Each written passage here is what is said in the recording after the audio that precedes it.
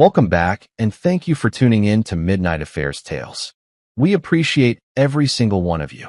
We'd love to know what part of the world you are watching from right now. Let us know in the comments. Now, let's dive into today's story, Chapter 1. The quietest betrayal. It started with perfume, not her usual floral kind. This one was sharper, vanilla and smoke. Subtle, but different enough for Nolan Briggs to pause outside their bedroom doorway, his lawyer instincts pinging like a bad cross-examination. He'd come home early. A flight from Austin got canceled, storm delay. She wasn't expecting him until midnight. It was 7:12 p.m. The house was dim. Quiet. Too quiet. He set his briefcase down slowly. No heels on hardwood. No laughter from the TV. Just silence thick enough to press against his chest. He walked upstairs. The door to their bedroom was cracked just an inch. Enough to see movement, a figure slipping out of sight toward the balcony. Nolan didn't speak, didn't barge in. He walked to the side hallway instead and opened the app on his phone. The newly installed Nest camera gave him a clean shot of the bed. Foot of the frame, just past the edge of their comforter, two silhouettes kissing. Her fingers were in the man's hair. His hand gripped her waist like he'd done it 1,000 times. Nolan's thumb hovered above the record button. Click. The screen froze for a moment before the motion sensor feed locked in. Crystal clear audio. Delaney's voice, low and breathy. Laughing. "God, we're so bad," she said. The man replied, "Only if we get caught." Nolan didn't feel his heartbeat speed up. It slowed. Cold. Controlled. He walked back downstairs, grabbed a bottle of water from the fridge, and sat at the kitchen island. Watched them through the camera feed like he would any other piece of evidence. Not rage. Not heartbreak. Just confirmation. They'd underestimated him. And that was going to cost them everything. But first, who the hell was the man in the video? I've been working really hard on both my channels, writing, editing, everything by myself. And trust me, I'm not a professional. I'm learning as I go.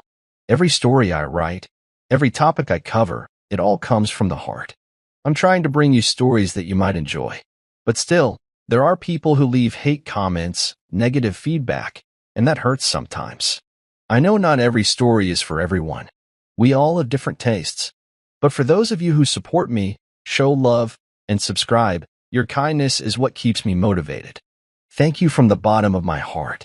And if you're new here, or if you haven't subscribed yet, please consider clicking that button. It really helps me stay inspired and bring you even better, more emotional stories. I've also started a new channel called Betrayal Stories Lab, where I share deeper, more intense stories with powerful endings. The link is in the description, just one click. It would truly mean the world to me. Thanks again for being here. Your support means everything. 2 weeks. That's how long Nolan let it ride. Every night, Delaney kissed his cheek and said she was heading to the gym or to a fundraising committee meeting. And every night, Nolan watched her leave in yoga pants, only to change into something skin-tight and black in the car. The side mirror cam caught the switch. The dash camera he had under her car's console caught the rest, where she drove, who she met, what doors she walked into. He used a second burner phone to track her car's GPS in real time. At 7:46 p.m. every Thursday, she parked outside a condo complex in Lakewood. Unit 4C. Same one. Every time. The man? Reese Maddox. Nolan knew him well. His own goddamn junior associate. Bright. Hungry. Fresh out of Georgetown Law with a charming smile and a Rolex that should have been way out of his salary league. But Nolan had seen the warning signs now in retrospect. Whispers around the office. Fast-tracked case approvals, Delaney's sudden interest in his firm's community outreach wing. Reese wasn't just sleeping with Nolan's wife. He was using her. But for what? That's when Nolan checked the nonprofit ledger. It was a small charity, technically Delaney's idea, but Nolan had attached his name for clout. Legal oversight. Safety. It funded youth programs and had access to generous grant money. The last transfer, $25,000. The memo line read, Community Property Outreach. But the receiving account? It belonged to a dummy LLC linked to Reese Maddox. Jesus Christ, Nolan whispered. The affair wasn't the endgame. It was the distraction. The real play was financial. and Nolan's name was now connected to a fraud he hadn't even signed off on. So, this wasn't about heartbreak anymore. It was about survival. Nolan didn't scream, didn't throw anything, didn't even raise his voice. He did what any seasoned attorney would do. He built a case. On Monday, he told Delaney he had an out-of-town trial and kissed her forehead before heading to the airport. Instead, he rented a suite across town. From there, he logged into his home's security system, tapped into the phone mirroring app he'd installed on her secondary device, and began recording every message, voice note, and picture exchanged between her and Reese. By Thursday, he had hours of footage, dozens of screenshots, a perfect digital dossier.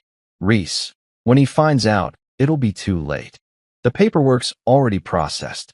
He won't even know he signed the grant approval. Delaney, you sure? I mean, it's his name on it.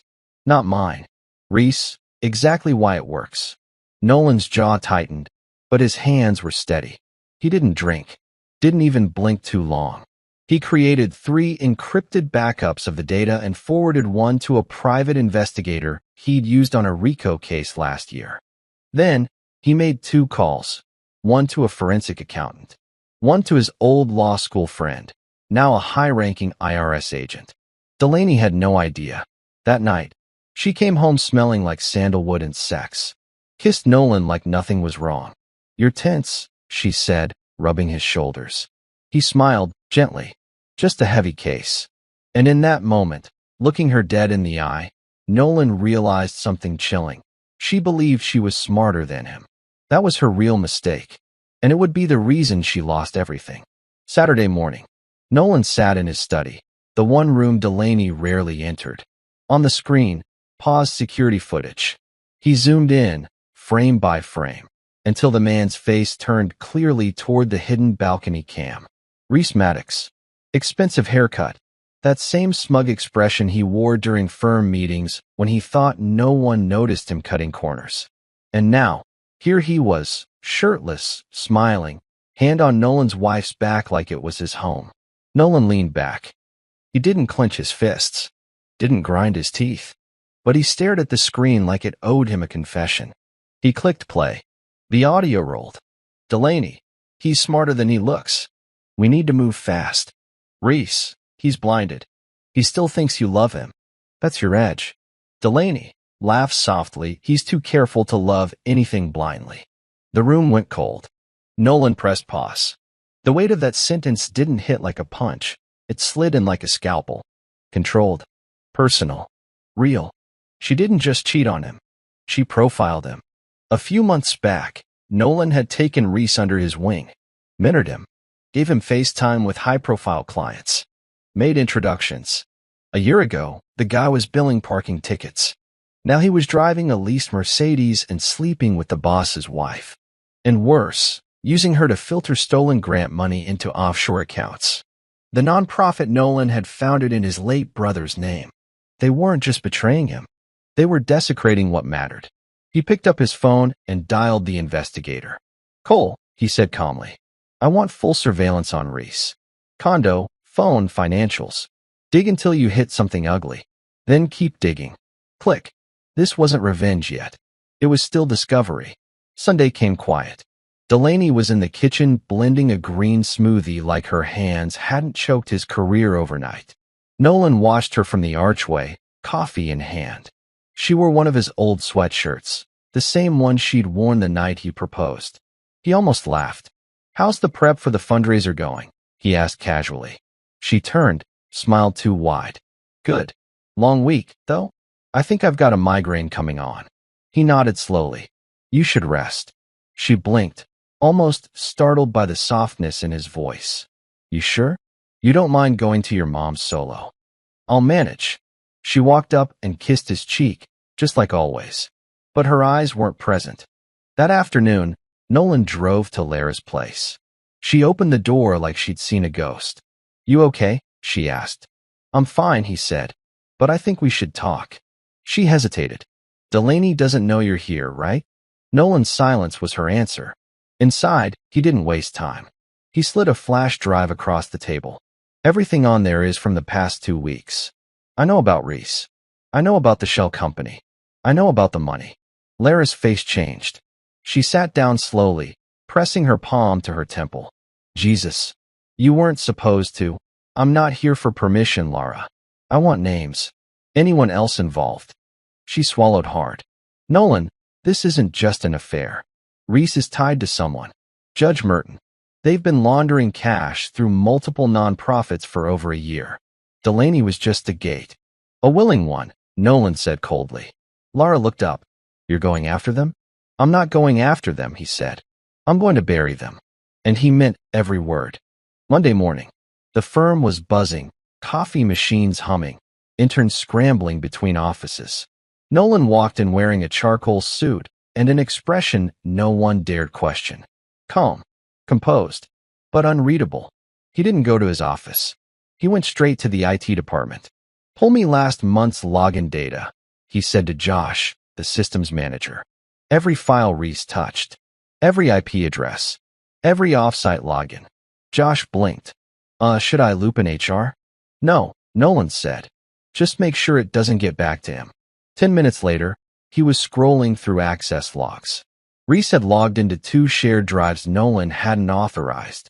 One of them contained scanned forms from the nonprofit, forms Nolan had never seen, but were digitally signed using his credentials. He leaned forward. He forged my approval. Digital timestamps, IP spoofing. It was sophisticated, but not bulletproof. And now, Nolan had evidence of both the act and the cover-up. He tapped his phone, pulled up the hidden camera footage from home. Another conversation, this time from Sunday night. Delaney, you're sure the money's clean? Reese, stop worrying. The LLC's out of Belize. Nolan won't know what hit him until it's in headlines. Delaney, and you're sure the judges got our back? Reese, Merton wants the land. He'll sign off anything. We just need a few more weeks. A few more weeks? Nolan smiled to himself.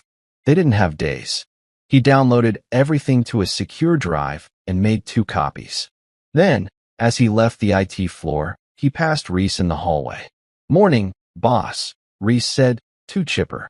Nolan smiled back, perfectly polite. Morning. Busy week ahead. And inside, he knew. This wasn't chess anymore. This was execution. Tuesday evening. Nolan stood in front of the mirror, tightening his cufflinks. Crisp navy shirt, tailored charcoal blazer. Understated, clean, controlled. His expression didn't give away the war unfolding behind his eyes. Downstairs, Delaney was finishing her makeup. You sure you want to go tonight? She called out. You've looked wiped all week. He descended the stairs slowly, fixing his collar. I wouldn't miss it. It's our foundation's gala. Big night, remember? Delaney turned, lips painted a careful crimson. You're right. Big night. She didn't blink, didn't flinch. She was getting good at pretending. But so was he. By 7 p.m., they were at the ballroom. Laughter bounced off marble walls. Tables dressed in gold and white. Champagne flowed like no one here knew how deep the lies ran beneath it all. Nolan moved through the crowd like a politician.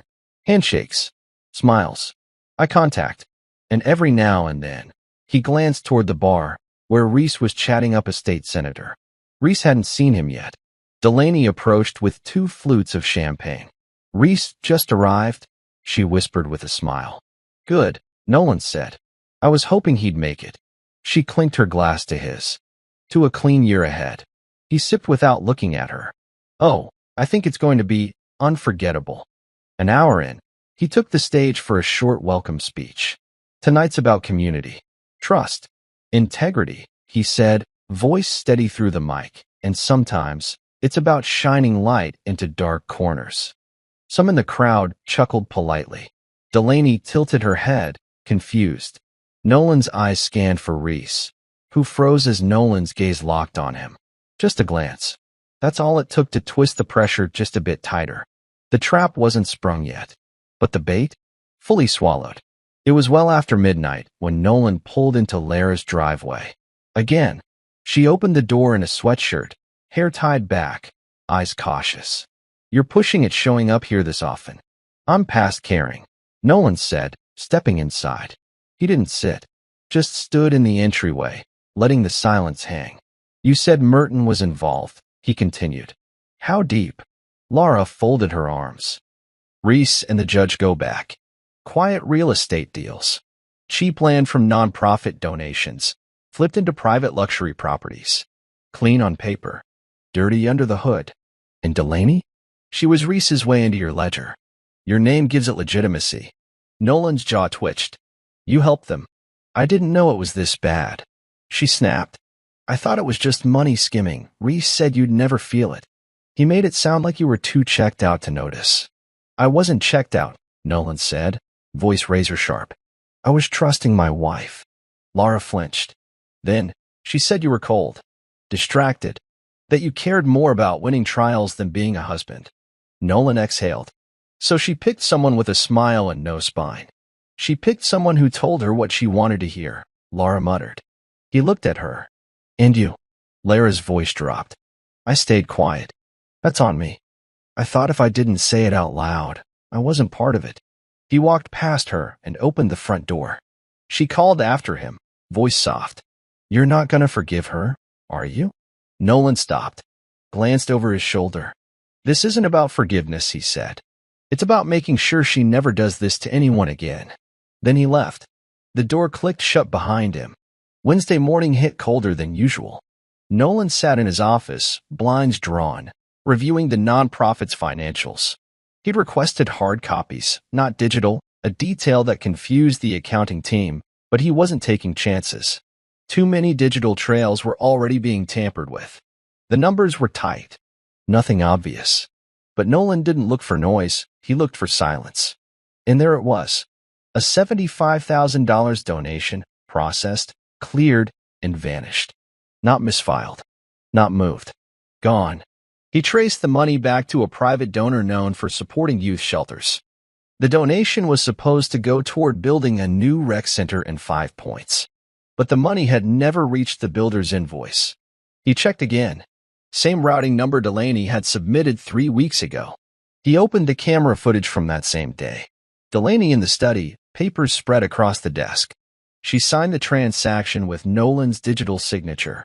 She even paused for a second, looked at his framed law license on the wall, before hitting submit. Nolan watched the playback 3 times.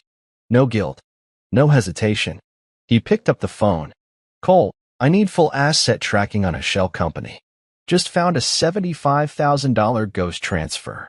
Names Civic Future Holdings. Check Reese's connections. Cole's voice cracked through the receiver. Already seen it pop up. You're gonna want to see where it leads. Send everything to the burner drive. He hung up and stared at the screen. This wasn't just adultery. Wasn't just fraud. This was character assassination, built slowly, piece by piece, with his name as the weapon. And Nolan Briggs? He was done playing defense. Thursday morning, Delaney made coffee like nothing had changed. She was humming. God, she was humming. Like the house wasn't burning around her and she didn't smell the smoke. Nolan came down the stairs in silence. No tie, no briefcase. Just clean clothes and a stillness she couldn't read. You're not going in today? She asked, turning. No hearings, he replied, grabbing a mug. Taking the day. She hesitated. Everything okay? Why wouldn't it be? She watched him, searching for a flicker of emotion, a crack. But Nolan gave her nothing. Just calm eyes and the kind of silence that made people confess. I was thinking, she offered, pouring almond milk. We should take a weekend away. Reconnect. You've been distant lately. He almost laughed. Instead, he sipped his coffee and nodded. Sure. Let's plan something. Delaney smiled. Relief softened her shoulders. She thought the danger had passed. She thought he was pulling closer. But Nolan wasn't reconciling. He was disconnecting. That afternoon, he moved half his clothes into a storage unit under a friend's name. Cleared personal files from his home office. Removed valuables from the safe and replaced them with paperweights and decoy files. He didn't slam a door. Didn't write a note. He just began the exit quietly, like a man who'd already made peace with the end. By nightfall, he was back home, seated at the kitchen table, typing on his laptop while Delaney scrolled through vacation packages on her tablet. Beach or mountains? She asked, smiling like a girl in love. Nolan didn't look up. Whichever one you can still afford when this is over. She blinked. What? He smiled faintly. I said, either sounds nice. And that was it. Another day passed. Another step toward the fall. Friday. Nolan arrived at Cole's office. No signage, no receptionist. Just a single steel door in an industrial unit near the tracks. Cole was already inside, walls lined with whiteboards and monitors. A case file 3 inches thick sat open beside 2 coffee cups. Reese has 3 offshore accounts, Cole said, pointing at the screen. Civic Future Holdings is one. The other 2 link back to Belize and the Cayman Islands, registered under different aliases, but the routing's identical. Delaney approved every transaction. Nolan nodded once. Anything on Merton? Cole pulled up another feed, hotel surveillance. Merton met with Reese 2 weeks ago. A cash envelope changed hands. No audio, but the motion's clear. I've looped in a guy who specializes in money trail software. We're mapping transactions tied to 2 recent court cases where Reese's fake nonprofits were listed as donors. Nolan's voice was low. They're laundering political bribes through charity fronts. Cole exhaled. And you're the signature. I know. They sat in silence for a beat. Want me to leak it anonymously? Cole asked. Not yet, Nolan said. We go slow. Quiet. 1 nail at a time. He stood, picked up a folder, and tapped the edge. This isn't just about getting them caught. It's about control. I want them alive while it crumbles. I want them to watch it collapse. Cole smiled. Cole. Nolan buttoned his coat. Clean. That evening, Nolan drafted the opening letters of a federal fraud inquiry and timed it for submission with the help of his friend at the IRS. No trail. No mention of his name. He uploaded a package of falsified grant approvals, evidence only the right eyes would know to look for, and labeled it urgent. Conflicts of interest. He didn't need a judge. He just needed the system to turn on itself. Saturday night. Delaney made steak. Rare, his usual. Poured them both a glass of red. Candlelight flickered across her cheekbones like they still had a future. You've been quiet, she said over dinner. Long week, Nolan replied, cutting into his food. She twirled her wine. I got an email today. Civic Future is being reviewed by the Foundation Board. Said it's a routine check, but Nolan didn't react. Could be nothing. Her eyes narrowed slightly. Feels like something. He looked up. Why? Something I should know. She smiled tightly.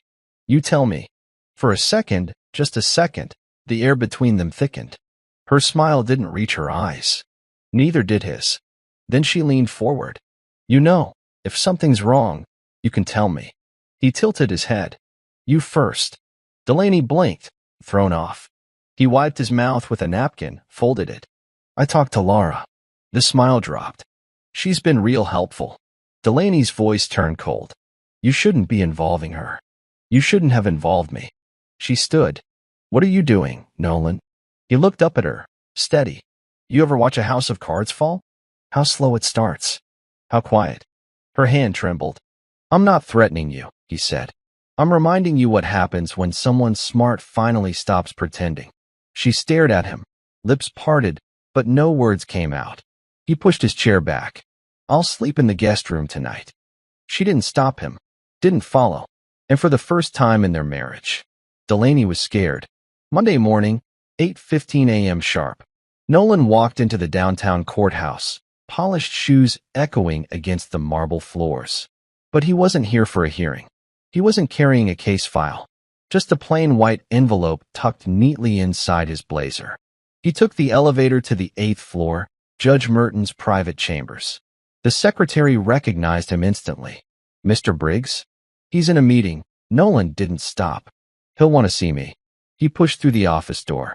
Merton looked up from his leather chair, startled. Nolan? What the hell? Nolan closed the door behind him. Calm. Intentional. He placed the envelope on the judge's desk. Just wanted to give you this before it circulates. Merton eyed it but didn't touch it. What's in it? A copy of your hotel meeting with Reese. And the Belize account statement. Merton's face strained. Also included, Nolan continued, are 3 nonprofit donation trails linking you directly to shell accounts that, conveniently, approve every zoning request Reese puts in your lap. You're bluffing. You're slipping. Merton's jaw clenched. What do you want? Nolan leaned in, quiet. I want you scared. I want you nervous. I want you wondering which hallway you'll be arrested in. This isn't how the game works. It is now. Nolan turned, opened the door halfway, then paused. Judge, he added without looking back, when it all burns, I'm making sure the first call the feds make is to you. Then he walked out. Not a raised voice. Not a threat. Just pressure, applied exactly where it would crack first. Back at the office, Nolan didn't go to his desk. He went to the firm's compliance archive, access restricted, but he had the key. Inside were boxes of signed grant approvals, original hard copy forms from Civic Future, and 3 other nonprofits Reese had audited last quarter. Nolan pulled out one at random. His signature. His letterhead. Except, he never wrote it. He grabbed 3 more. Same thing. Every document was designed to frame Nolan as the insider, the one orchestrating fraud while Reese played the innocent administrator. And Delaney? She was the courier. The go-between. The loyal wife who just helped with the paperwork. It was brilliant. Sickening. Dangerous. He made scans. Dated everything. Sealed them in folders marked for his attorney. Then he called Laura. She picked up on the second ring. You need to come clean, Nolan said. I already told you everything I know. No, you didn't. I found forged documents in the firm's archive. I need to know who planted them. She was silent. Laura. A breath. Then, it was me. Nolan stood still. I didn't know what they were at first, she continued. Reese said you needed approvals fast.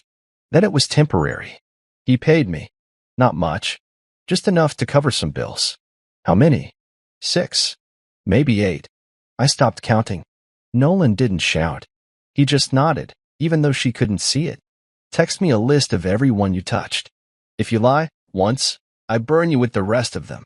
Click. He sat down at the edge of the records desk. This wasn't just betrayal anymore. It was a setup, and he wasn't just fighting for revenge. He was fighting for his entire future. Later that week, Nolan sent an anonymous text to Reese's office number. You sure she's not playing both sides? Check her activity from last Tuesday. Civic Future's transfer didn't go through until he signed it. No name. No number. Just bait. By noon, Reese had stormed out of the office. By 5, his car was parked outside Delaney's yoga studio 2 hours before her shift ended. By 6:30, Nolan watched from a distance as they argued outside her car.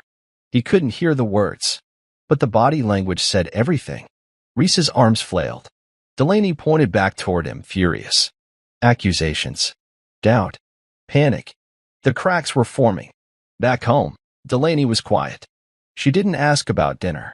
Didn't ask about Nolan's day. She just poured herself a drink and stared at her phone like it might punch her. Nolan sat across from her on the couch. Casual. Rough night? She blinked. What? You seem tense. She hesitated. Reese thinks someone's feeding you information. Nolan sipped his scotch. Should he be worried? She didn't answer. He leaned forward, voice calm. Delaney, do you know what makes a conspiracy fall apart? She looked up, wary. Trust, he said. It's always the first thing to go. She stood and walked away, glass still in hand, her steps unsteady. Upstairs, she locked the bathroom door for the first time in years. Nolan didn't follow.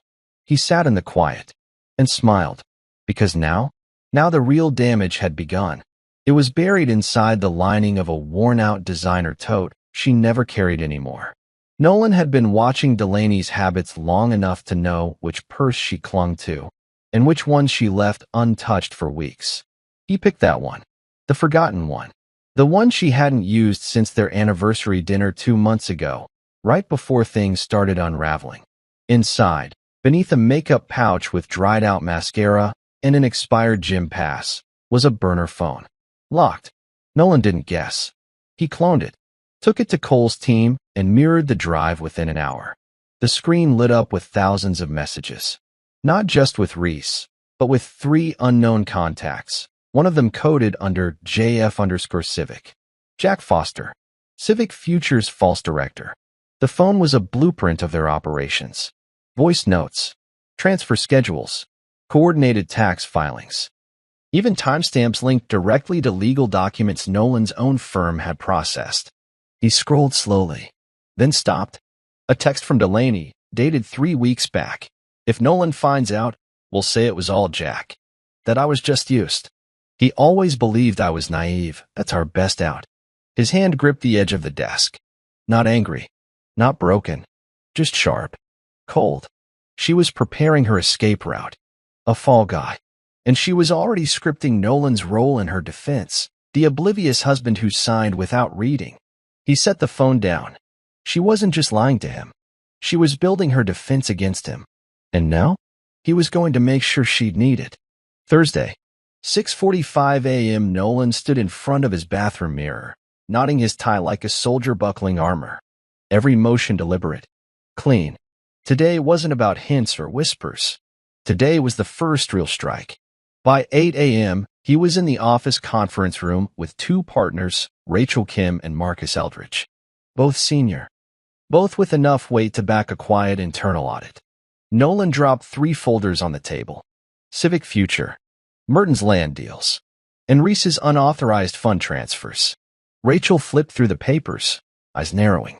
You're saying Reese laundered money through the firm? I'm saying he used my signature. And Delaney, my wife, is connected to the transactions. Marcus leaned back. You realize how explosive this is? I realize if we don't move now, the fallout will drag this firm down with them. Rachel closed the folder. What do you want us to do? Nolan looked at them steadily. Start the audit. Quietly. Today. And Reese. I want him suspended from all client access. Lock out his account. Make it look routine. Rachel hesitated. And your wife? Nolan's jaw ticked. She's not my wife anymore. She's a liability. They didn't argue. By noon, Reese was locked out of the system. His assistant was told it was a compliance maintenance protocol. He didn't question it until he walked into the break room and saw Nolan watching him from across the glass. No words. Just a stare. Measured. Final. Reese didn't smile. He just left the room fast. The game board was flipping. And Nolan? He had every piece ready to move. Friday night. Downtown. A high-profile ethics panel hosted at the University Club. Judges, attorneys, donors, media. Nolan wasn't supposed to speak, but he had something urgent to address. He took the mic at 7:40 p.m., dressed sharp but plain. No theatrics. No opening jokes. Just steel in his voice. I've spent 16 years in law, he began, defending people who were set up, lied to, manipulated by those they trusted most. He paused, scanning the room. But sometimes the manipulation starts at home. Sometimes the fraud wears a familiar face. People shifted in their seats. Nolan clicked a remote. A projection screen lit up behind him. Slide 1. A grant approval form bearing his forged signature. Slide 2. A wire transfer from Civic Future to a real estate holding firm tied to Judge Merton. Slide 3. A timestamped email from Reese, sent to Delaney, planning the fund funneling through shell companies. Gasps. Murmurs. Rachel and Marcus sat near the front, stone-faced. Nolan didn't name names.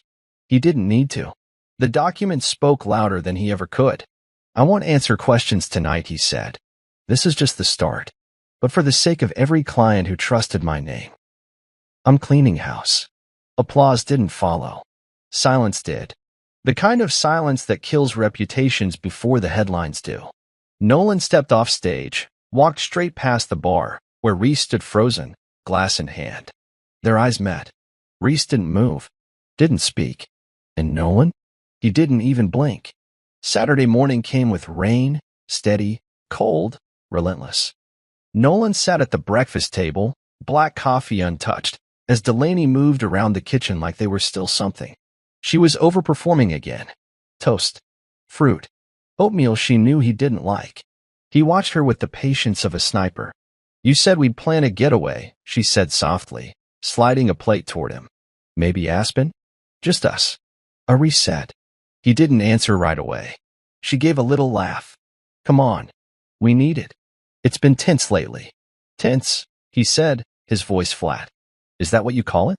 Her smile faltered. I saw the news, she said, trying to sound casual. People are saying crazy things about Civic Future, about Reese, about you. He met her eyes. You believe them? She hesitated too long. I don't know what to believe anymore. That was it. Her first honest answer. Nolan stood, placing his untouched coffee in the sink. Then you're finally catching up. He walked past her, grabbing his keys. She followed. Where are you going? He stopped at the door. To make sure I'm not the only one under fire when this explodes. Delaney's hand tightened around the edge of the counter. If you drag me down with him, I'm not dragging you. Nolan cut in. You climbed into the hole yourself. Then he left. And for the first time since the affair began, Delaney looked shaken. Not because she was caught, but because she realized Nolan wasn't bluffing. That afternoon, Reese called Laura. He didn't text, didn't email. He called. Panicked. I need to talk to you, he said the moment she picked up. Somewhere private. I told you. I'm out, she said, voice low. This isn't about you being in or out. I need to know what Nolan knows. Laura was silent. Laura, I don't know what he has, she said. But if he's come this far, he's not bluffing. You should disappear before it gets worse. Disappear. Reese snapped. I built this. I brought her in. He was sleeping through his whole damn life. I just woke her up. Lara's voice dropped. You didn't wake her up. You corrupted her. Reese went quiet. Then, you think he'll stop with just exposure? He's gonna burn it all. You. Me. Her. Merton. Good, she said. Maybe we deserve it. Reese's voice was lower now, desperate. He's not just coming for us, Laura. He's building a narrative. A perfect one. And I'm not going to prison for a plan she helped write. He hung up. Laura sat on her couch, staring at her phone. Her apartment was quiet. Her hands were shaking. Because Reese wasn't scared of Nolan's evidence. He was scared Nolan might win the public first. And that was the most dangerous kind of loss. Sunday morning. Cloudless. Crisp air. A false peace. Nolan walked the perimeter of his old high school's football field. No camera. No voice recorder. Just steps on frost-covered grass and a mind bracing for war. Cole met him at the bleachers, holding a slim folder. It's all timed, he said. Federal request on the shell companies drops tomorrow. IRS leaks follow on Tuesday. Judge Merton's ethics committee receives your packet Wednesday. If we time the press release right, they fall in sequence, Nolan finished. Not all at once. One hit at a time. Cole nodded. And Reese. Let him run in circles.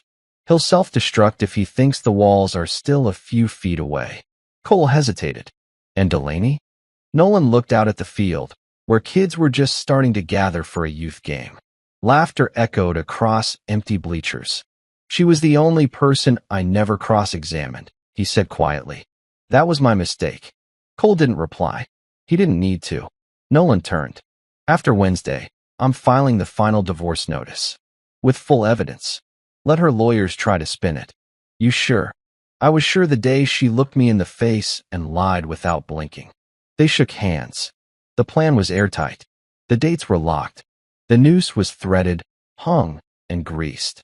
Nolan walked away slowly, each step grounded, deliberate. This wasn't about noise anymore. It was about the rhythm of collapse. And come Monday, the reckoning would begin. Monday, 10:12 a.m., Denver County Courthouse. Civil Division. The courtroom was packed, even though this was supposed to be a preliminary hearing on financial transparency for Civic Future Holdings. A procedural formality. But Nolan had other plans. He entered in silence, tailored black suit, crisp collar, no notes in hand. Across the aisle sat Reese, nervous, shifting in his chair, and Delaney, composed but pale, trying not to meet Nolan's eyes. The judge called it to order. Mr. Briggs, you filed new supplemental documentation this morning. Care to explain? Nolan stood, his voice even. Yes, Your Honor. In addition to the original motion, I've submitted forged authorization forms, bearing my name, and detailed transfer records tied to funds meant for a community rec center. None of these transfers were authorized by me. All connect directly to Mr. Maddox and Civic Future. A murmur swept through the room. The judge glanced at Reese's counsel. Do you contest this? Reese's attorney stood. We weren't given time to review the submission. You've had 5 months to review your client's ethics. Nolan cut in, gaze locked on Reese. Delaney shifted uncomfortably beside Reese. Her hand reached for his thigh. He brushed it off. The judge frowned. These are serious allegations. They're just the start, Nolan said. By week's end, there'll be a federal audit, an IRS inquiry, and, if the timeline holds, a judicial review board hearing tied to Judge Merton's rulings. He turned then, not to the judge, but to his wife. Delaney, he said, voice soft but surgical. I hope you kept your burner phone. You'll need every contact you've got. She blinked. Her face, for the first time, crumbled. Court adjourned. But the damage was permanent. Tuesday morning, 6:02 a.m. Nolan's phone buzzed. Unknown number. Untraceable. A message. Just 5 words. You forgot one of us. He stared at it, thumb hovering. 5 minutes later, another came in. This time a photo. It was Nolan, standing outside the courthouse yesterday. The shot was tight, close, from just behind his shoulder. Someone had been following him. Then the real drop came. A file link. Anonymous. Encrypted. He opened it. Video surveillance. Private emails. Voice memos. All spliced together in a sequence too polished for a casual leak. In one clip, Nolan's private investigator was seen entering a restricted server room. In another, edited footage made it look like Nolan was discussing how to fake nonprofit losses. He knew the original files. Knew what was real. This was weaponized fiction. Framed revenge. He called Cole. Someone flipped the narrative, Nolan said. This leak? It's designed to look like I'm the one who built the whole thing. Cole cursed on the other end. Who had access to that kind of footage? Nolan's brain ticked through the options, and one name snapped to the front. Lara. She'd handled video transfers, delivered signed forms. She'd played both sides. She hadn't confessed everything. She'd only confessed enough to seem safe. He called her. No answer. He drove straight to her apartment. Door cracked open. Lights off. Place ransacked. Lara was gone. And now? Nolan wasn't just hunting the guilty anymore. He was being framed for their crime. Wednesday, 3:15 p.m. Cole and Nolan sat in the back of a tinted van outside Reese's new address, an upscale condo in Cherry Creek with views too nice for a man this dirty.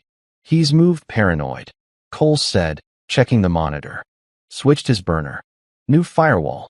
He's meeting someone at 4. Who? Cole checked his live facial scanner, tracking building entries. Not sure yet, but I'm betting on Lara. Inside the van, the audio from Reese's living room buzzed through a filtered mic. Static, then voices. Reese, he knows. He's not gonna stop. Unknown voice, female, we keep the leak tight. He's the fall guy. You stay clean. Nolan leaned forward. It was Lara. I should have let him take the fall months ago, Reese snapped. No, Lara hissed. You needed his name. You needed Delaney to make it look real. Pause. Then Reese again. If this backfires, I'm disappearing. You won't get that far, Lara said. Back in the van, Nolan stared at the feed. They're turning on each other, he said quietly. She's trying to cover herself again. Cole leaned back. They're setting the stage. You're the headline. But they made a mistake, Nolan said. What's that? They forgot who I am. Cole grinned. And who's that? Nolan didn't smile. His voice dropped. The guy who installed the second mic under the first. Back inside the condo, Lara and Reese thought they were alone. But Nolan? Nolan was already 3 moves ahead. Thursday, 9:11 a.m. Delaney answered the door in leggings and a silk robe, expecting a package. Instead, 2 IRS agents stood stone-faced on the porch. Delaney Briggs, the woman asked. Yes. We're here under a federal inquiry into fraudulent tax filings connected to Civic Future Holdings and 2 other charities listed under your name. Delaney blinked. There must be a mistake. The agent handed her a folder. Then you'll want to look at this. You're named as the fiduciary officer on 5 wire transfers totaling $312,000. The paperwork leads back to your household address and your work email. I didn't authorize any transfers personally, Delaney stammered. The agent was unmoved. We'll need you to come downtown for a statement. You're not under arrest yet, but we suggest bringing legal representation. From the staircase above, Nolan watched it all. She finally looked up at him. His face was blank, cold, and for the first time, Delaney wasn't worried about jail. She was worried because she realized he planned this. Later that day, Nolan sat in the law firm's executive conference room, facing Rachel and Marcus again, this time across a wall of evidence. Emails, transactions, photos. And now, the IRS subpoena Nolan had quietly leaked himself. This hits the news in 48 hours, Rachel said, flipping through a report. Reese is already lawyering up. Delaney scrambling. But the board is asking, how clean are you, Nolan? He met her eyes. Calm. Direct. I've logged every document I signed. I've archived my authorizations, my timestamps, my calendar audits. I submitted my own request to internal review last month. If there's one false step tied to me, show me. Right now. Rachel glanced at Marcus. He nodded. We checked, Marcus said. You're clean. Nolan leaned forward. Then give me what I need, power of review. Let me trace Reese's full access path through the firm. If this place gets dragged down, I'm making damn sure it's not because we hesitated. Rachel sighed. If we do this, you're not just exposing them. I know, Nolan said. I'm burning what's left of my marriage. Publicly. Are you ready for that? Nolan stood, voice firm. She wasn't my wife the day she picked a signature over a promise. No one argued. The fire was lit, and Nolan had all the oxygen. Later that night, Nolan returned home.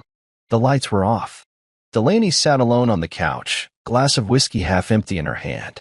The bottle, one of his best, was open on the table. I need to know how much of this was you, she said without turning around.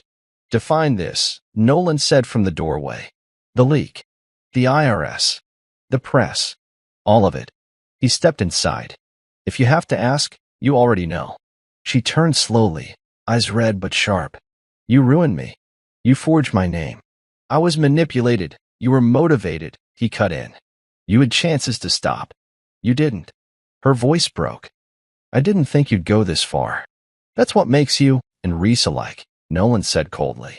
You both think you're the smartest in the room, until the room turns against you. She stood. You loved me. I buried that the moment you looked me in the eye and lied like I didn't matter. They stood inches apart. Old love now a battlefield. I want immunity, she said. If I help expose Reese and Merton. Nolan raised an eyebrow. Now that was interesting. You have hard evidence? Chats? Audio? Maybe more. Then bring it, he said. And don't edit a single second. She nodded once. And in return? He stared. Your name stays intact, she continued. Mine doesn't get shattered. Nolan didn't blink. You shattered yourself, Delaney. I'm just making sure the pieces land in the right places. Then he walked upstairs. Her glass trembled in her hand. Not from the whiskey. From the weight of her own undoing. Friday morning. Nolan stood in front of the community center he'd helped fund 5 years ago. The plaque bearing his name still hung above the entrance, for those who need a second chance. Inside, his old mentor, Diane Roswell, greeted him. You picked a hell of a time to visit, she said.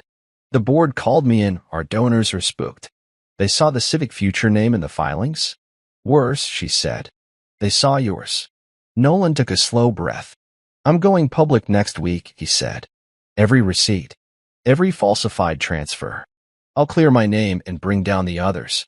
But the center might get caught in the blast. She watched him. You're doing the right thing. Doesn't mean it won't hurt, he said. She touched his arm. Then make it count. He walked the halls after that.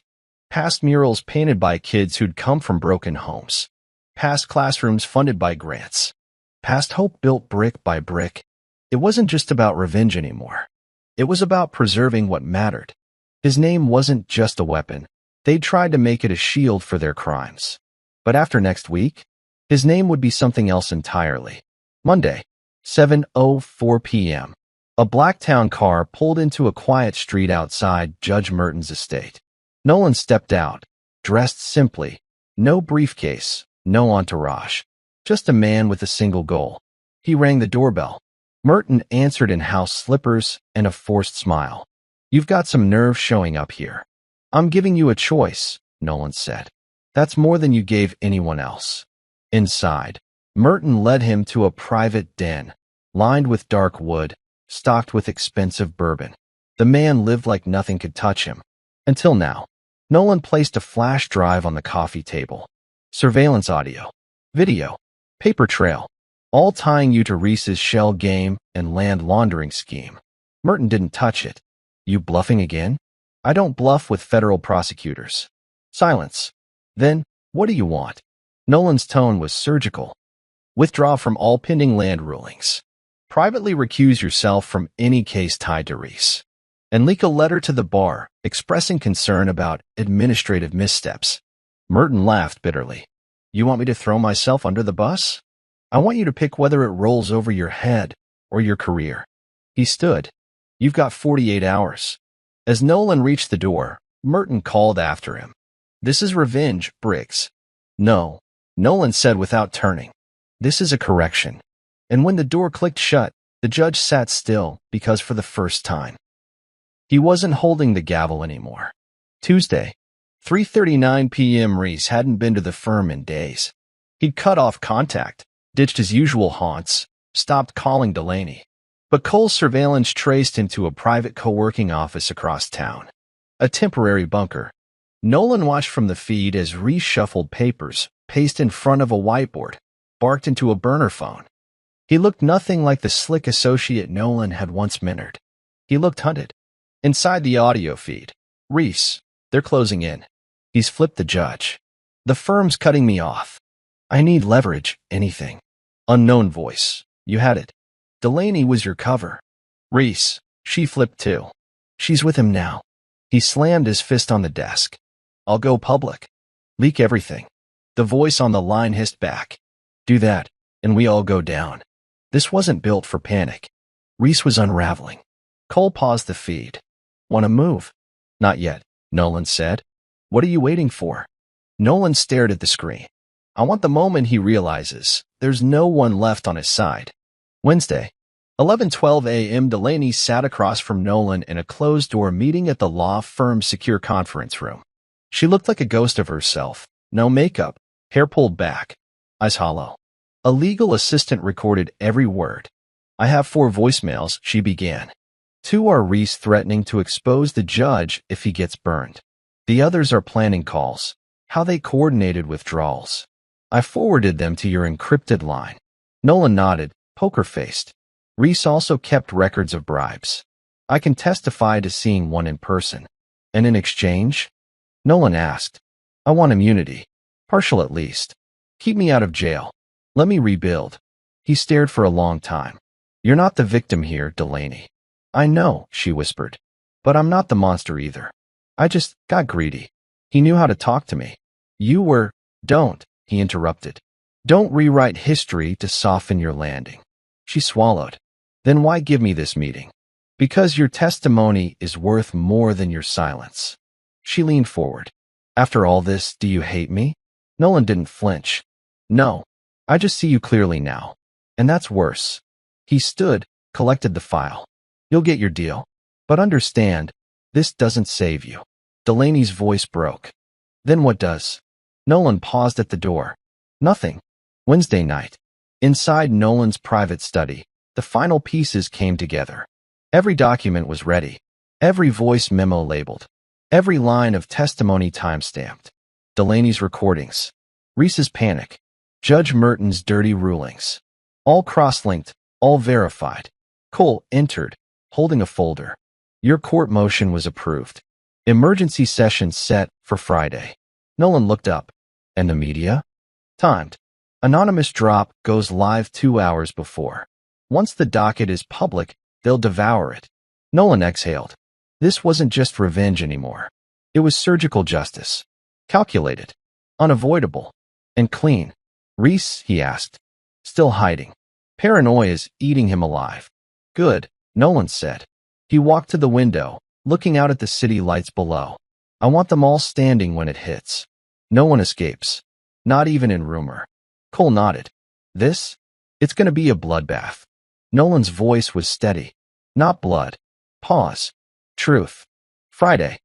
6:03 a.m. Nolan sat alone in his office, the sun just beginning to bleed orange across the skyline. In front of him, a flash drive in a black box. No label. No logo. Just wait. Inside the drive, the master file. He'd spent the last month stitching it together like a prosecutor, a journalist, and a man who had nothing left to lose. 33 documents. 17 audio recordings. 5 video clips. 1 airtight narrative. Every step of their deception. Every betrayal. Every dollar they stole. By 6:20, the file was encrypted and scheduled for timed release through 3 outlets. A legal watchdog blog, a national newswire, and the Denver Times all would receive the file at 10 a.m., 60 minutes before Nolan stepped into court.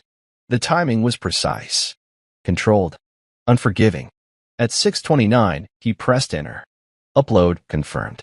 He leaned back in his chair, watching the city slowly wake up, unaware it was about to witness a controlled demolition. Not a scandal, a reckoning.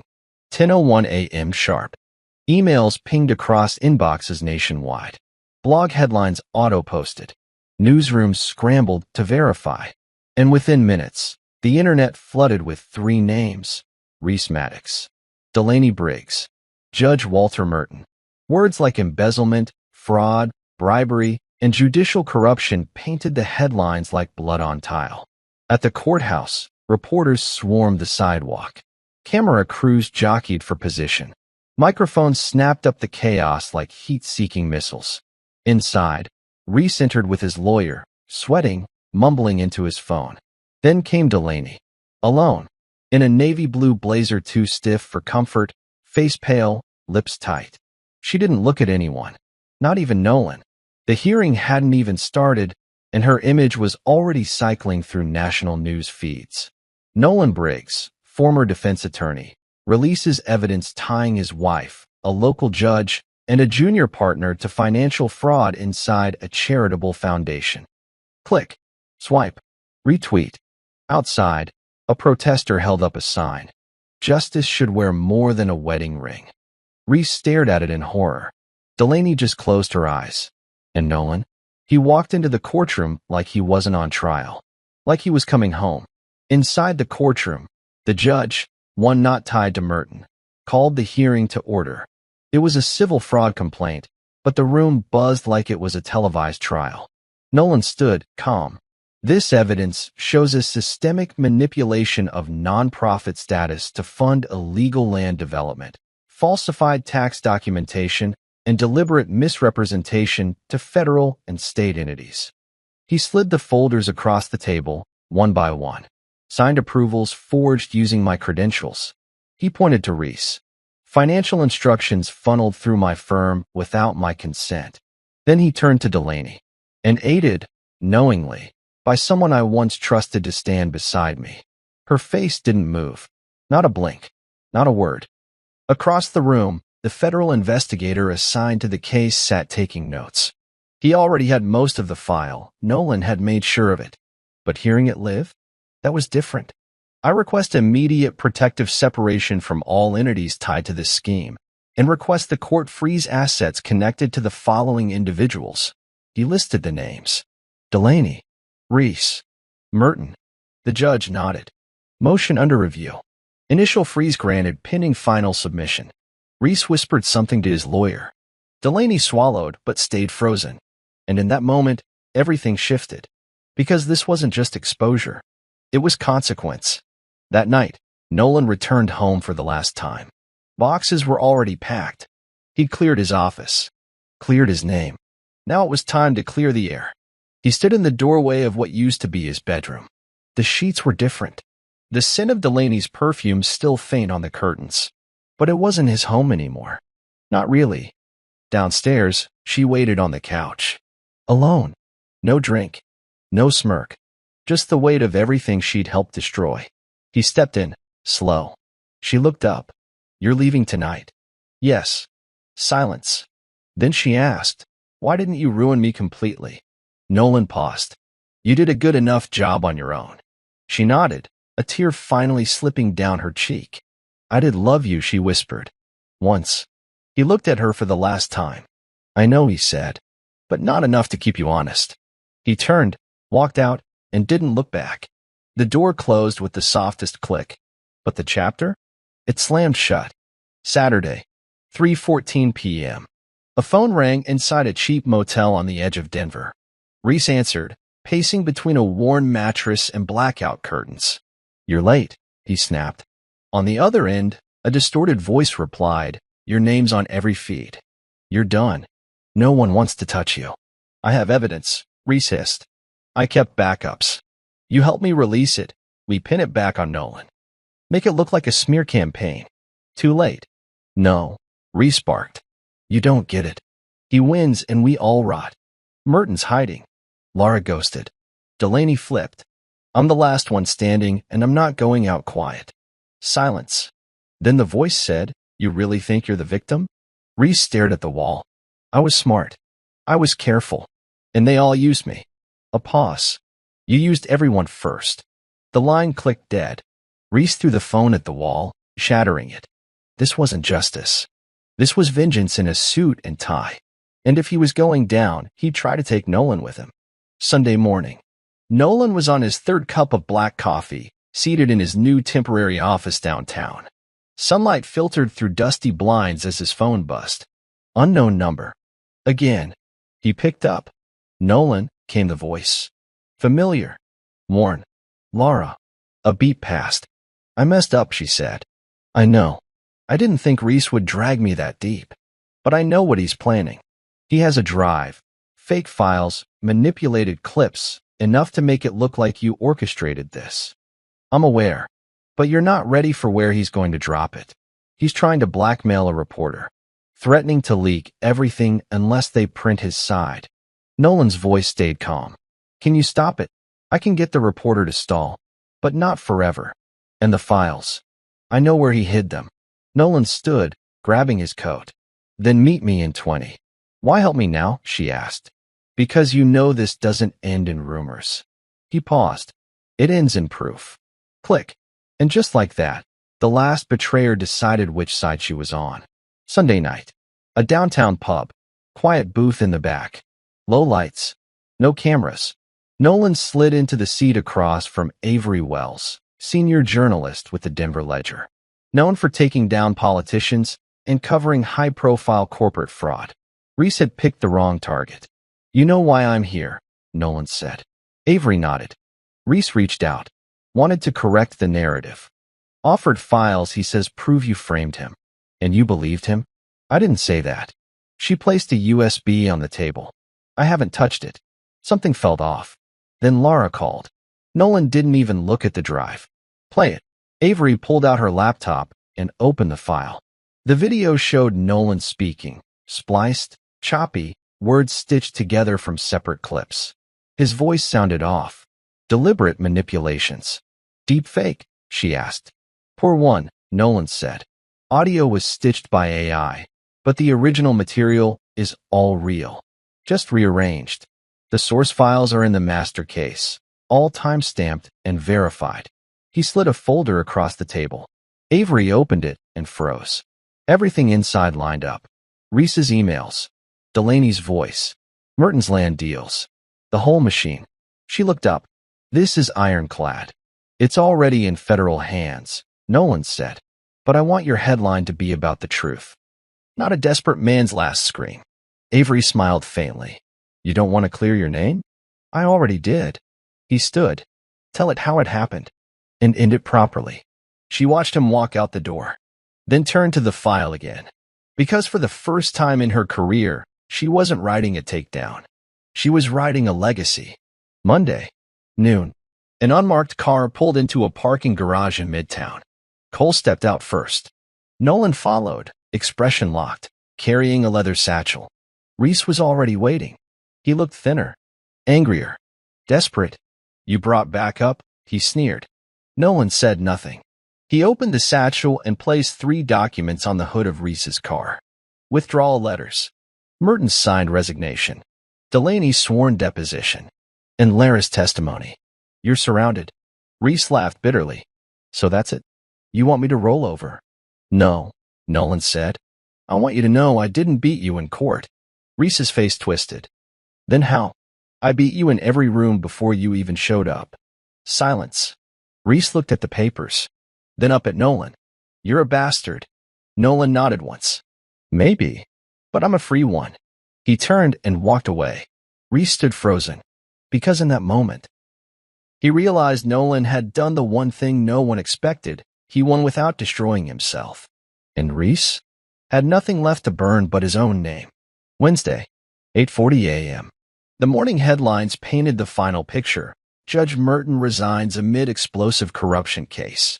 Whistleblower lawyer clears name in financial conspiracy. Cheating, fraud, injustice, the case that rocked Colorado's legal circles. And beneath them, a quieter headline. Nolan Briggs appointed interim ethics advisor to State Bar Oversight Committee. He stared at it in silence. Not pride, not triumph, just a kind of clarity. His phone buzzed, a voicemail from an old client. Heard what happened. You didn't deserve any of that. You stayed you. Thought you should know. Nolan didn't smile, but he closed his eyes for just a moment. Let the quiet in. He walked out onto his balcony, letting the wind hit him. Crisp. Real. His name wasn't trending anymore, but it was clean. And sometimes, that's the most powerful kind of fame. That night, Nolan stood in his storage unit. One dim bulb above, the concrete cold beneath his shoes. On a shelf in the back was a small silver hard drive labeled simply, Delaney Cam, Master Feed. All the footage, the audio, the betrayal, her hands on another man, her voice whispering lies, the conspiracy in motion. He plugged it into a portable screen, watched a few seconds, the exact moment Delaney laughed as Reese said, "He's too blind to see it." Nolan watched himself in the footage, silent, not present, a ghost in his own house. Then he paused the video and deleted it. Every file, every clip. The screen flickered, then went dark. Some ghosts weren't meant to be kept. Some truths were meant to be faced and then released. He stepped out, locked the unit, and tossed the hard drive into the dumpster on his way out. Not because he was hiding the past, but because he finally didn't need to keep watching it anymore. Friday morning. A modest room in the back of a community legal center. Sunlight through blinds. Stacked folders. A coffee pot that had clearly lived through worse. Nolan stood in front of 6 young attorneys, all under 30. All here on fellowships. All staring at him like he was the headline, but not the scandal. The mentor. He handed out printouts, not of his story, but of a case study. How trust is built and broken inside corporate structures. Not revenge. Reform. He spoke clearly. People will take shortcuts and call them innovation. They'll use charm as a mask. They'll call ambition a strategy. You have to see through all of that. One woman raised her hand. What if it's someone close to you? Someone you trust? Nolan paused. Then you remember this. Law doesn't care how close someone stood to you when they lied. It only cares how far you're willing to go to tell the truth. The room fell silent. But it wasn't heavy. It was sharp. Focused. And for the first time in months, Nolan saw what came next. Not a trial. Not a takedown. A legacy. Monday, 9:06 a.m. A quiet courtroom. No media. No flashing lights. Just facts. Reese sat at the defense table, his suit wrinkled, eyes sunken. His attorney beside him looked exhausted. Across the aisle, the prosecution lined up documents like weapons. The judge entered. Gavel dropped. Mr. Maddox, you were charged with 4 counts of fraud, 1 count of wire fraud, and conspiracy to commit tax evasion. Your plea. Reese stood slowly. His voice cracked. Guilty. A soft gasp came from the back row. No press, just a handful of quiet watchers. Nolan was one of them. No emotion on his face. Just presence. The judge nodded. Sentencing to follow next week. Bail denied. It was over. Reese turned once, just for a second, eyes searching for a familiar face. No Delaney. No Merton. No Laura. No one. He left in cuffs. As the courtroom cleared, Nolan stood outside near the hallway window. Sunlight washed over the floor like some kind of cosmic reset. Rachel walked up beside him.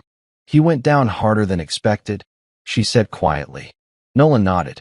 He went down exactly how he built it. She paused, then smiled faintly. You could have buried them all. Publicly.